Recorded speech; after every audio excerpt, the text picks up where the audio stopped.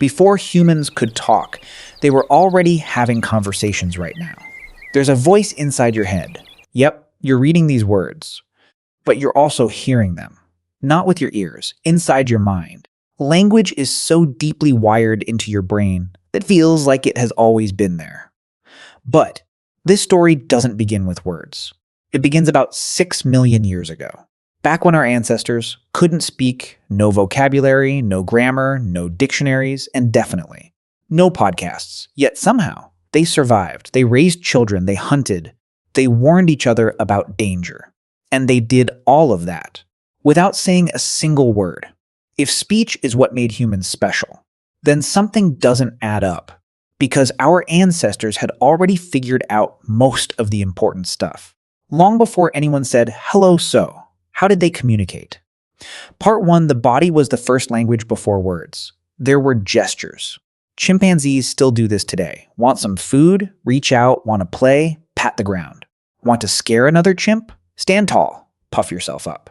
Look as intimidating as possible. Sound familiar? Humans still do that in business meetings. Here's the interesting part. These aren't mindless reflexes. Chimpanzees know exactly what they're trying to communicate. And they know exactly who they're communicating with. They're sending messages, just without Wi-Fi. Many scientists believe this is where human communication really began. Not with the mouth, with the hands. Makes perfect sense, until you realize one big problem. Gestures only work if someone can actually see you. At night, good luck. In a thick forest, not happening, carrying a baby. Both hands are already occupied, suddenly. Your greatest communication tool is unavailable. And that's when everything started to change. Part 2, when hands got busy at some point, our ancestors stood up. Walking on 2 legs freed their hands. Sounds like a huge upgrade, except those hands immediately found new jobs. Holding tools, carrying food, picking up rocks, and most importantly, not carrying babies. Human babies are surprisingly helpless. Unlike baby chimpanzees, they can't grab onto their mother's fur. They have to be carried everywhere. So the very hands that once handled most communication were suddenly busy almost all day. Need to wave at someone? Sorry, the baby comes first. That's when facial expressions and vocal sounds started doing a lot more of the work. Not because they were better, simply because they were available still. This wasn't language yet. It was only the first small bridge. The real leap was still thousands of generations away. Now picture this. You're standing on the African savanna. About 2 million years ago. No words, no grammar, no dramatic movie soundtrack. But you still need to tell your friend something very important. Lion, left side, run. Preferably now. So what do? You make a sound. Not a sentence, not a speech, just a call. And this is where things get fascinating. Vervet monkeys in Africa use different alarm calls for different threats. One call means eagle. Another means snake. Another means leopard. And each call creates a different reaction. Eagle call, everybody looks up. Snake call, everybody checks the ground. Leopard call, time to climb fast. That is not full language. But it is not random noise either. It is meaning, packed into sound. So if small monkeys could do this, our ancestors, with bigger brains and more complicated social lives, almost certainly had something richer. But one huge question remained. How do you go from a few alarm calls to thousands of words? How do you go from lion to "I told Gary not to walk over there, but Gary never listens"? That leap was enormous. Part 3, a bigger brain needed a bigger social circle. Now, here's where the story takes an unexpected turn.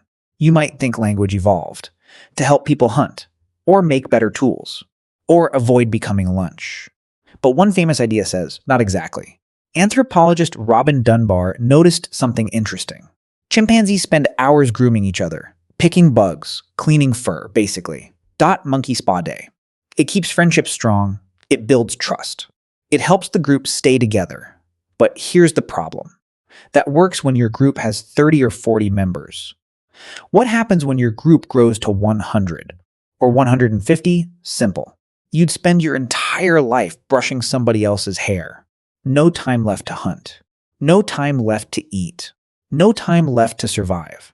So evolution may have found a shortcut. Instead of grooming one person at a time, You could talk to several people at once. One conversation. 5 friendships maintained. Much more efficient. In other words, talking may have become social grooming.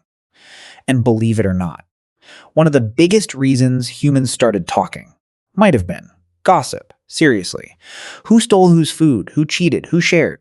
Who could be trusted? Who definitely couldn't? Those conversations mattered because in a world where everyone depended on everyone else, knowing who was reliable could literally keep you alive. So language may not have started to describe the world. It may have started to describe each other. Kind of funny, isn't it? Thousands of years later, we still spend an incredible amount of time talking about other people. Some things never change. Part 4, the ground kept the receipts. Now, let's go back to the original question. What were humans doing? Before language, the surprising answer, almost everything that mattered. Take Schöningen, Germany. Archaeologists discovered wooden spears, around 300,000 years old. These weren't just sharpened sticks. They were carefully balanced, aerodynamic, engineered almost like modern javelins. Some researchers were genuinely surprised by how sophisticated they were. But here's the twist. Nobody knows if the people who made them could actually speak. Think about that. Someone had to teach the next generation where to cut the wood, how to shape it, how to balance it, how to throw it. That's a lot of information. But none of it necessarily required words. Watch, copy, practice, get corrected, repeat. If you've ever learned to ride a bike or crack an egg, you already know this works. Sometimes, watching is better than listening. Then archaeologists found something even more remarkable. At Dmanisi in modern-day Georgia, they uncovered the skull of an elderly individual. Almost every tooth was gone, not after death. Long before, this person couldn't chew, couldn't hunt effectively, probably couldn't survive alone, yet they lived for years. How? Someone fed them. Someone softened their food. Someone cared. Not for a day, not for a week, for years. Think about what that means. Compassion existed, cooperation existed, long-term care existed, all before modern language. That's when the story completely flips. We often imagine language built civilization, but maybe. Civilization came first. People were already helping each other, already sharing, already teaching, already trusting. Language simply made all of those things faster, smarter, and far more powerful. Part 5, before words. There were symbols. Now things get even stranger. Humans found another way to communicate, without speaking, without pointing, without making a sound, through objects. About 70,000 years ago, people living in what's now South Africa started wearing tiny shell beads, pretty necklaces, tiny decorations.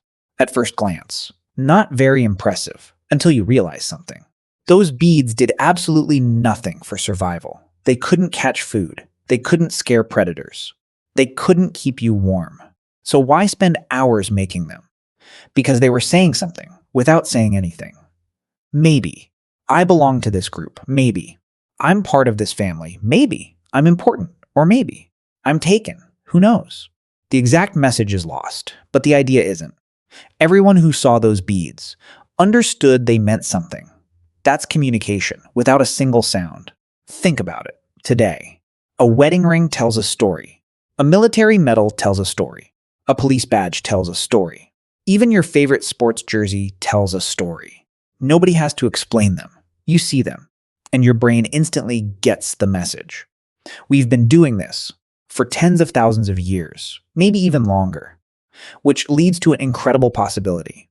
Long before humans attached meaning to spoken sounds, our brains had already learned something much harder: how to turn a physical object into an abstract idea. In a way, the software for language was already installed. Speech simply became the newest app. Part 6. So what did speech actually change? By this point, humans could already work together. They could teach skills, care for the elderly, build sophisticated weapons, and even communicate with symbols. So here's the obvious question. If they were already doing all of that, why was spoken language such a big deal? Because speech unlocked one ability that nothing else could: unlimited combinations. Think about gestures. You can point, wave, shrug, cross your arms. They're useful, but they're limited. Alarm calls? Same story. You can have a call for danger, a call for food, a call for come here, but eventually, you run out of calls. Human speech works differently. It takes a small number of sounds and combines them again and again and again, creating an almost infinite number of ideas. It's like Lego bricks. A handful of pieces can build almost anything. That's what language did. A few dozen sounds could suddenly describe an entire universe. For the first time, people could talk about things that weren't right in front of them. Yesterday, tomorrow, next winter, the mountain beyond the river, the place where the herd usually returns. Or something even stranger, things that didn't exist at all. Imagine telling someone, what if those two tiny words changed everything? What if we hunt over there? What if the river floods? What if the stars are people? What if there's a better way? The moment humans could imagine things together, the world changed forever. Some researchers believe this was the true revolution, not vocabulary, not grammar, storytelling. Anthropologist Polly Wiesner spent years studying the Juhansi people of southern Africa. She noticed something fascinating. During the day, people mostly talked about practical things, food, tools, daily life. But after sunset, everything changed.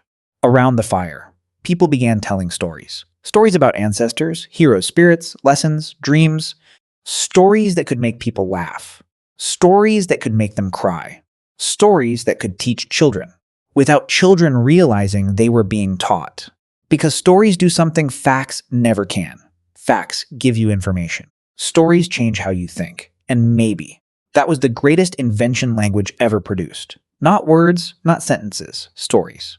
Because once humans could tell stories, they could pass knowledge across generations, share ideas with strangers, build religions, create laws, invent nations, imagine futures. And eventually, sit in front of a camera, telling millions of people. A story about how stories began. Part 7, you're still speaking the old language. Here's the really strange part. That ancient language never disappeared. You're using it. Right now. Think about the last time you felt nervous. Maybe you crossed your arms, tapped your foot, avoided eye contact. You didn't choose those signals. Your body spoke, before your mouth did. Or think about the last time someone you cared about was hurting. Did you always know the perfect thing to say? Probably not. So what did you do? You sat beside them. You held their hand. You gave them a hug, sometimes. Silence says more than words ever could. That's not modern behavior. That's ancient. Millions of years ancient. Even babies remind us of this. A newborn doesn't know a single word. Can't say, I'm hungry. Can't say, I'm scared. Can't say something hurts. Yet somehow, parents almost always figure it out. One cry means hunger, another means pain, another means exhaustion.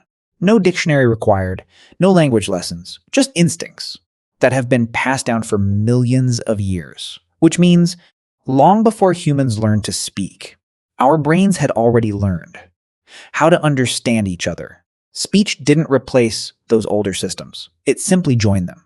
And if you pay attention, they're still running quietly beneath every conversation you have. Ending, we like to imagine that language is what separates humans from every other animal. But the real story, is far more surprising. Before the first sentence, there was eye contact. Before the first conversation, there was a helping hand. Before the first story, there was trust. Words didn't create compassion. They didn't invent cooperation. They didn't teach humans how to love. Those things were already here. Language simply gave them a louder voice, a longer reach, and the power to survive across generations. So the next time you squeeze someone's hand, smile without saying anything, or understand exactly what someone is feeling, without hearing a single word, remember this. For just a moment, you're speaking a language that's millions of years older than speech itself, and maybe that was humanity's first language all along.